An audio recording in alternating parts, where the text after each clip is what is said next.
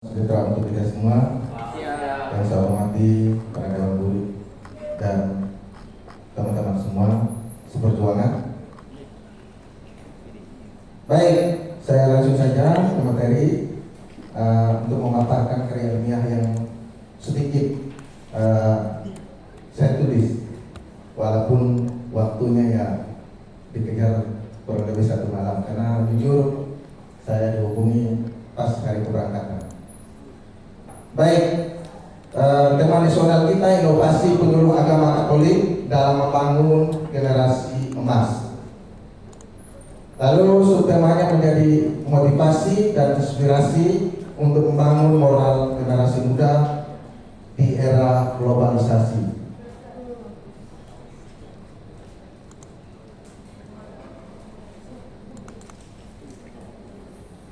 Melihat dari arusnya globalisasi, tentu banyak tantangan yang dihadapi oleh remaja. Karena saya lebih fokusnya kepada remaja, Bapak Ibu. Kegiatan ini sudah kita mulai bersama Pastor Broki beberapa tahun yang lalu di beberapa bulan yang lalu dengan perjuangan kita bersama, terutama di Kabupaten Melawi. Saya tepatnya di Provinsi Santa Maria, Kecamatan Sokan, di ujungnya lagi di daerah 3T. Tentu kalau bicara tentang IT sangat kurang. Kalau sinyalnya tidak ada, juga dari Proki ke stasi juga cukup jauh di Proki tersebut. Tentu tantangan yang dihadapi para remaja pada saat ini mulai mencoba salah satunya narkoba. Nah, maka kita selaku penyuluh tentu kita dipandang perlu untuk memberi pembinaan baik spiritual maupun moral, mengajarkan baik buruknya tentang sikap ini kepada remaja. Ini dilakukan dengan pembinaan baik di lingkup keluarga itu sendiri untuk mengajarkan hal-hal baik tentang kegiatan-kegiatan rohani kepada anak-anaknya, supaya anak-anak tidak terjerumus kepada hal-hal yang sifatnya berdampak pada negatif. Lalu di sekolah pendidikan karakter juga harus dilakukan supaya anak-anak remaja ini juga mendapat pengetahuan yang cukup, supaya tidak terbawa juga arus seperti yang saya sebutkan tadi, narkoba. Lalu juga kita juga dituntut untuk terlibat aktif dalam kehidupan gereja. Salah satunya seperti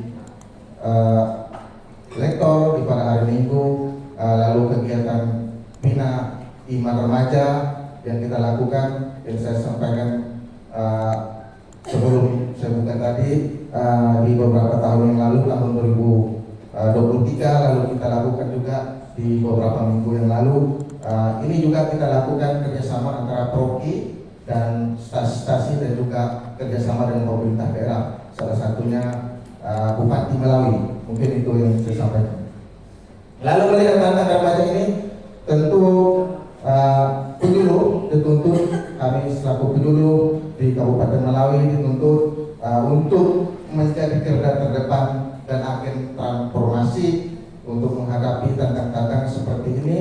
Tentu kita bisa menanamkan nilai-nilai moral seperti kejujuran, lalu tanggung jawab, kemandirian, dan menghormati dan menghargai satu sama lain. Tentu kita negara Indonesia ini gencarnya bahwa moderasi beragama, menghargai sesama, apapun agama, ras, dan suku agama tersebut. Selain itu juga penyuluh hadir sebagai pelayan pastoral. Sebagai pelayan pastoral, seperti saya jelaskan, memang di sini tidak perlu saya buka slide ini. Tentu sudah cukup jelas di video saya dari perjalanan dari Proki ke stasi-stasi, di stasi Santo Andreas Poyun, stasi Karangpanjang, dan stasi Keluai. Sebenarnya ya cukup mengembirakan, asik. Walaupun motor beberapa kali jatuh, bahkan sampai ke sungai, ke jurang di situ. Tetapi itulah perjuangan penyuluh, sangat membahagiakan sekali. Waktu tinggal 2 menit. Baik. Jadi itu yang bisa saya sampaikan, kata kuncinya bahwa penyuluh hadir sebagai agen transformasi bagi masa depan gereja dan negara. Saya tutup dengan pantun. Hari Jumat memungut keran, tumis sedikit buat arisan. Mohon maaf jika ada yang kurang. Mungkin presentasi saya tak berkesan. Sekian dan terima kasih. Selamat siang. Tuhan memberkati. Kita bertemu peserta dari Malawi. Berikutnya peserta dengan nomor 20 dari Skadau, Maria Willia Willy SAG. Ayo. Kami bisa aja kata.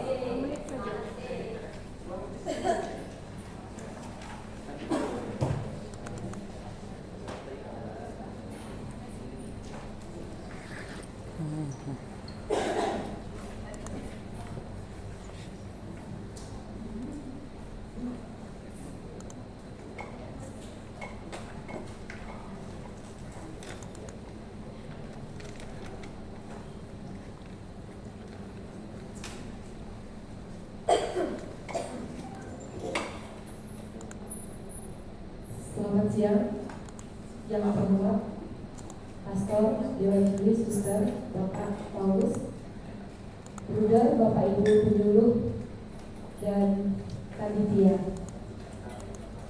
Pada kesempatan ini saya akan mempresentasikan isi daripada KTI saya yang apa adanya dengan persiapan sangat minim. Isi KTI saya ini berbeda dengan video yang saya kumpulkan. Kalau KTI ini tentang pastoral inovatif, kalau isi dari video saya pembinaan kepada umat Katolik yang mengalami disabilitas netra. Jadi umat Katolik yang mengalami disabilitas netra juga berhak untuk mendapatkan pelayanan seperti umat Katolik yang awas.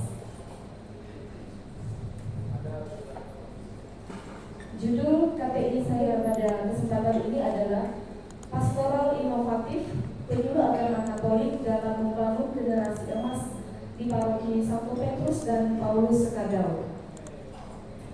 Saya mengambil judul ini langsung dari tema yang diserahkan oleh panitia.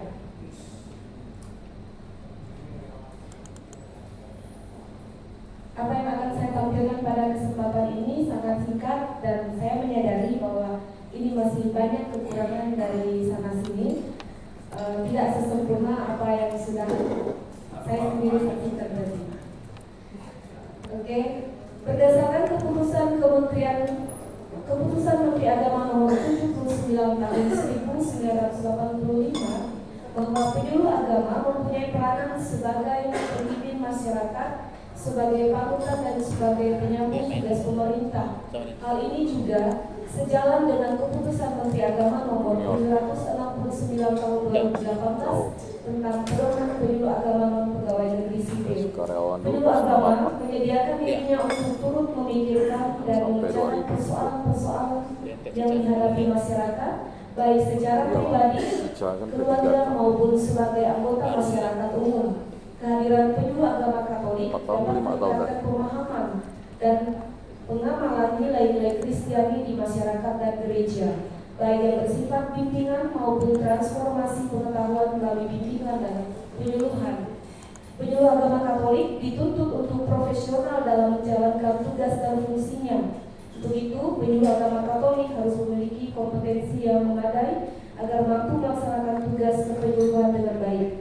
Penyuluh agama Katolik hendaknya selalu adaptif terhadap berbagai perubahan dan tantangan yang dihadapi. Tantangan dalam merespon perubahan-perubahan dalam masyarakat, maka penyuluh agama Katolik harus selalu diupdate untuk meningkatkan kompetensinya dengan berbagai kegiatan. Kelompok remaja Katolik merupakan salah satu komponen umat dalam gereja yang mendapat prioritas perhatian dalam kegiatan pastoral. Remaja Katolik memiliki potensi bagi kemajuan dan perkembangan gereja. Namun demikian, remaja Katolik juga merupakan kelompok yang sangat rentan dalam menerima perubahan global, termasuk perubahan-perubahan negatif. Dalam konteks ini, menurut Sinaga dan Firmanto, ada dua hal mewujudkan potensi remaja Katolik agar bisa menemukan anugerah Tuhan dalam diri dan mengarahkan demi kemuliaannya. Kedua, remaja Katolik perlu diberi perhatian dan pendampingan terhadap situasi rentan. Untuk mewujudkan kedua tugas itu, gereja mesti memiliki sikap empati dan memiliki kehidupan remaja, perhatian kepada kehidupan remaja Katolik dalam hal ini melalui pembinaan pendampingan yang dilakukan oleh penyuluh agama Katolik. Remaja Katolik adalah orang Katolik yang telah dibaptis, yang telah menerima sakramen tobat, sakramen Ekaristi, dan sakramen Krisma berusia antara 12 sampai 17 tahun. Kehidupan remaja Katolik Paroki Santo Petrus dan Paulus pada Keuskupan Sanggau tidak luput dari situasi yang rentan. Kemajuan teknologi, terutama media massa, turut mempengaruhi dan memberi perubahan kebiasaan hidup remaja. Media sebagai benda bersifat netral, bersifat positif, dapat juga bersifat negatif bagi kehidupan manusia. Sifat positif dan negatif media teknologi tergantung pada motif penggunaannya. Pastoral pendampingan remaja Katolik milenial juga terkait penggunaan media teknologi dalam pewartaan dan pelayanan gereja. Oleh sebab itu, kegiatan 2 menit pastoral inovatif merupakan hal urgent dilakukan gereja era teknologi internet digital saat ini, yakni keberanian gereja, tugas pastoral dalam hal ini penyuluh agama untuk mencari bentuk kegiatan pastoral baru. Yang saya tampilkan di sini adalah penyuluhan inovatif. Itu mengubah bentuk pastoral dari cara lama ke cara baru, dipandang sebagai suatu inovasi kegiatan pastoral. Keberhasilan kegiatan pastoral inovatif ditunjukkan dengan dampak positif terhadap peningkatan kualitas penghayatan iman dan kesejahteraan umat. Dalam hal ini adalah remaja Katolik. Oke. Generasi yang cerdas dan mau menerima perubahan harus diupayakan sejak dini menuju impian Indonesia menjadi generasi emas tahun 2045 dengan memiliki kecerdasan yang komprehensif, yakni produktif, inovatif, damai dalam interaksi sosialnya, dan berkarakter yang kuat, sehat, menyehatkan dalam interaksi alamnya. Untuk mencapai semua itu, penyuluh agama perlu melakukan pendekatan pastoral dengan inovasi menarik bagi remaja Katolik, melakukan konseling pastoral dan dukungan melalui telepon dan platform online, penggunaan aplikasi rohani dan sumber daya digital, serta memelihara hubungan pastoral dalam dunia digital. Kegiatan pastoral menjadi sarana pewartaan dan pembinaan nilai Kristiani kepada anak-anak sejak usia dini. Penyuluh agama Katolik hendaknya selalu adaptif terhadap berbagai perubahan dan tantangan yang dihadapi. Penyuluh agama Katolik, pastoral inovatif penyuluh agama Katolik dalam membangun generasi emas pada pembinaan remaja di Paroki Santo Petrus dan Paulus sekadar dapat menjawab kebutuhan hadis dalam menghadapi tantangan di era